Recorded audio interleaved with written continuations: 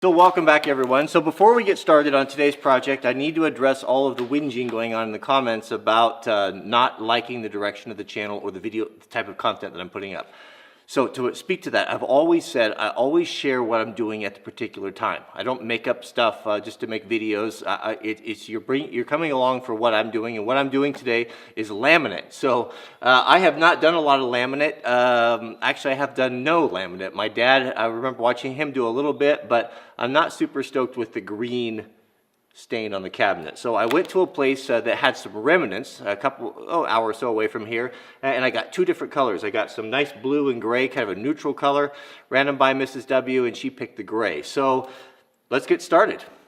Here is what the project is. This is the cabinet that we built a couple videos back, and we are going to cover it with that nice gray laminate to give it a nice commercial or professional look. Now, I haven't done laminate, so this is not necessarily a tutorial, but we might learn a couple things along the way. So let's cut our pieces and see if we can't stick them on there. So I've got all three pieces I can get out of this section here. It's 24 wide and a little over 9 feet long. Can you cut laminate with a skill saw? Well, we'll find out. So we'll cut it oversized a little bit, and then we'll take a flush cut router and try to trim it to route. So let's see if we can cut it here with the skill saw. Well, actually it cuts very good with the skill saw, so no problemo there. So we'll cut our two side pieces. We're going to put our sides on first, not our face. I'll explain that in a minute. And then we'll start our contact cement. You know how there's some things you just don't want to do because you start building them up in your head like, oh, it's going to be too hard, and you know, I gotta... So not doing laminate, I went online, right? And of course the top video that I find is kind of one of those how-to videos, like on Lowe's, like how to do homeowner style projects. Is that 36? Yeah, so I'll go 36 to 37. So there's how-to videos, and there's this nice middle-aged lady, and she does a really excellent, like a 1-minute video of how to do laminate, and I'm like, oh, good grief, you know, sometimes you build stuff up in your head to the point where it's a bigger obstacle than it really is. So I didn't go to Lowe's, but I went to Home Depot, and I got some glue, and what else did I get? I got some glue, that was it. So, oh, and a router bit, a flush trim router bit. So I think it's going to be pretty simple, and I think it's going to look really good. So we only need to put the laminate on 3 sides because we don't need it on the bottom, we don't need it on the back. We're going to have a butcher block countertop on the top, so just the sides and the front. Now we want to do the sides first because we're going to want to have that thickness. You're going to have that thickness on the corner on both sides, and if we do the face last, then it will go over the edges and cover that, so we don't see that end on there. That was thanks to my dad. He gave me that tip. I probably wouldn't have put that together till it was too late. So make sure we're clean and dry. And now we're going to use our regular old school contact cement. So for the glue, this is just regular contact cement, about 1 gallon. We're going to apply it with a foam roller on there. Now you apply it on both sides and you test it until there's no longer any tackiness to it, until it's, you know, it doesn't stick, and then we'll put it, because once it goes in contact, once it sticks, you'll never move it. So I'll show you a little trick that the Lowe's lady had told me to make sure it gets on there straight. So we've got our piece up here. Stuff's got to be absolutely clean. No goobers, no pieces of sawdust in there. Make sure you cover the whole thing with your hands, because you can feel what you can't see. Your hand is very sensitive.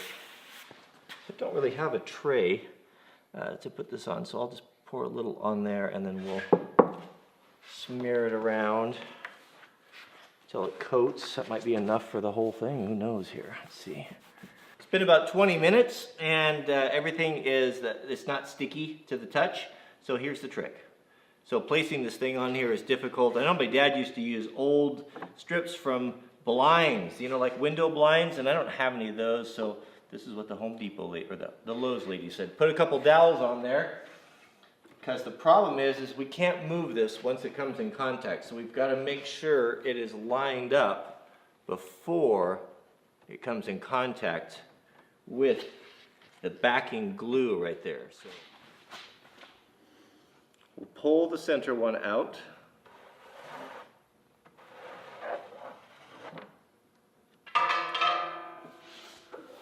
and stick this and work out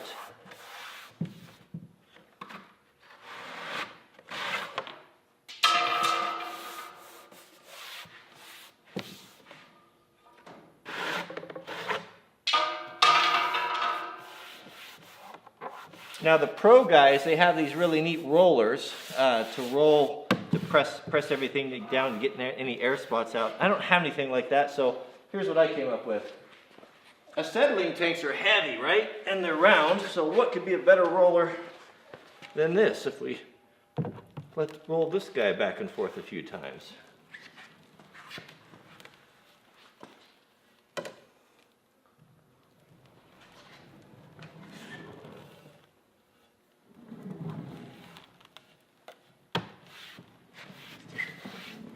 So just feeling it, it feels perfectly smooth and uniform. I think that giant roller works out pretty good. Our glue is set up for our next piece, and then we'll get to do the routering with the flush trim router. Okay.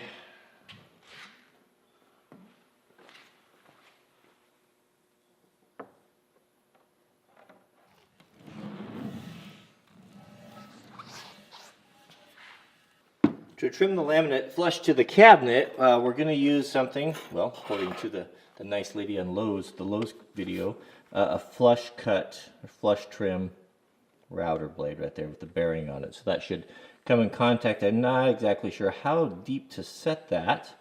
I guess we want to set it just the thickness of the laminate. Okay, we're learning together here, so we will, let's start on the back side, in case it all goes pear-shaped. And we'll see what happens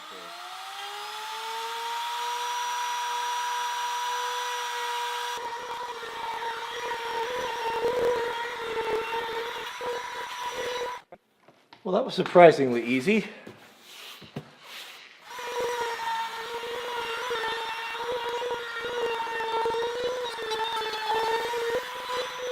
Here's our third and final piece. There's going to be some routering on this one. Now, this is the reason why we saved this piece to last, because we added a little bit of thickness on both sides, and now when we router, we'll router to that, and so when we look at the front of it, we won't see that edge.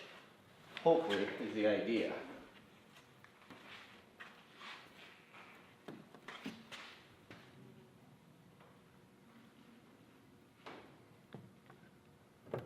Now we can drill the holes for all our openings.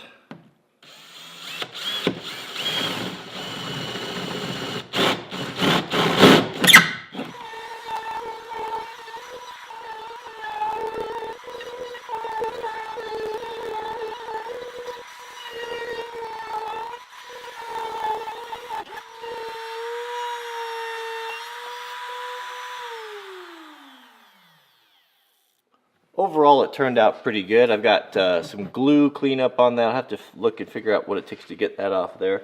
Yeah, so far, you know, everything's going to be covered, you know, that with trim. So we've got the switches, and we got the 120 plug, and then we got the drawer, the refrigerator. So all that, those edges are covered. You're only going to see the body. One thing that's not covered, and was something that was kind of, I was trying to figure out how to finish, was this, because I used plywood on the face of this, it doesn't look very nice, but I came up, well, I didn't come up with, I figured out how the professionals do it, and it's actually super simple. Let me show you. So here's a little mock-up of what we're dealing with. We've got the laminate on here, and then we've got that exposed edge that doesn't look very nice. So what the solution is this stuff right here. It's kind of a vinyl T-molding. You'll see it all the time on the edges of cabinets and different things. And what you do is you router this tiny little 1/8 inch hole in there, and then this thing snaps in there nice and tight and seals that whole edge. So the cool part is I found the tool. There was a guy selling these on Amazon. You can see that's the tool right there. It's got a bearing on it, just a regular router blade, and it's got that 1/8 inch cutter. You know, kind of like looks like a little tiny. What do you call those blades? You put on your table saw. Anyway, it's a small version of that. So I've got it set kind of where I wanted. I did a test cut here. let's go cut our cabinet and see how that finishes that opening.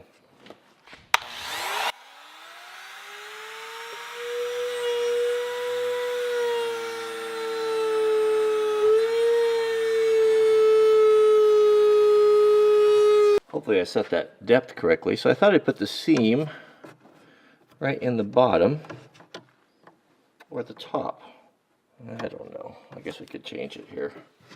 And I don't know, does the guy need to put glue in there? I mean, it goes in there pretty tight. It's got this, kind of those teeth deal going on there. I probably ought to tap that in there a little bit.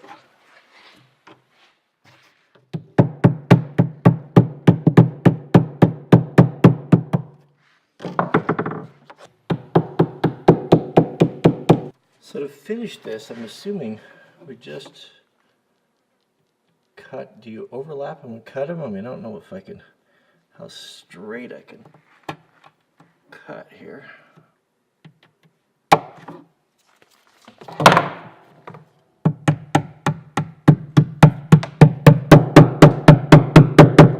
So that vinyl trim definitely finishes it off nice.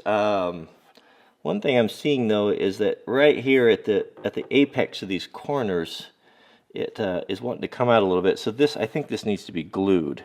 If you were to glue it, it would pull that down in there. What I don't know is what type of glue to use. If you guys know, and don't comment and give me your ideas if you've never done this before. It's sometimes some of us feel like we need to be able to have an answer for every question. If you haven't done it, then don't say Gorilla Glue or something. I want to hear back from someone who's actually done it before and knows the right type of glue, because it gets confusing in the comments when you have people talking about things that they really don't have experience with. So what did we learn on this project here? First time I've done a laminate. Well, first off, I used too much glue. Don't use so much glue, because the more glue you use, the longer it takes for it to set up. I had some of it, I had to sit around here for a half hour, waiting for it to set up, and that's half hour per side, so that took a long time. The other thing is I think I set my flush trim router a little bit too deep, and it got in and on the one side over here and actually kind of discolored the this side panel, which is a little disappointing. Also be careful when you're pulling your sticks out, your dowels out, and not to shift your laminate.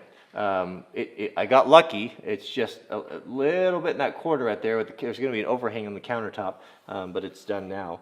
I'm looking for it now. I can't really even see it, even though I don't have my reading glasses on. But it's okay. So be careful with that. What else did we learn? We learned that the oxyacetylene tank seemed to work pretty good for a roller. But overall, it looks really nice. I'm just not really clear on this rubber stuff here. I need to do a little bit more homework on that, on what to glue that with. Maybe I used contact cement. And also, what do you clean this stuff up with? Because I used a little too much glue, I've got some of this stuff on the side, but I would imagine a little thinner or something would do it. But it's going to look very, very nice. Let me show you, just give you an example kind of with the switch cover in it and how clean this will look when it's all done. Just show you here quickly, here's the there's the component that's going to go in there. But a very, once that's all squared in there, it's a very nice sanitary, clean look. And then we'll have the 110 plug there, but tough, durable surface. You can easily clean it. You can kick it. It doesn't scratch easily. It's just wears like iron. But I think it's a good thing for cabinets. I really do. I think it's perfect for this application. The moral of today's video is this. Don't video in the hot afternoon sun when it's coming through the clear plexiglass and ruining your exposure on all of your...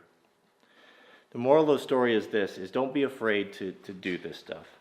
Yeah, you'll make some mistakes and it won't always turn out as good as you can, but you're only going to get better at it. I learned a tremendous amount today, so I've got a lot more of this to do in there too, so the next one will be better and better and better. And it save you tons of money. Construction is so good in this area. I contacted a couple cabinet makers, and I thought, well, if somebody was going to want a little side work, maybe I'd have them just do all that, and then no one wanted to take on these small jobs because the economy seems to be so good now. And so I did it myself. So that's it. That turned out great, and can't wait to get it installed. And that's it. We'll see you guys on the next video.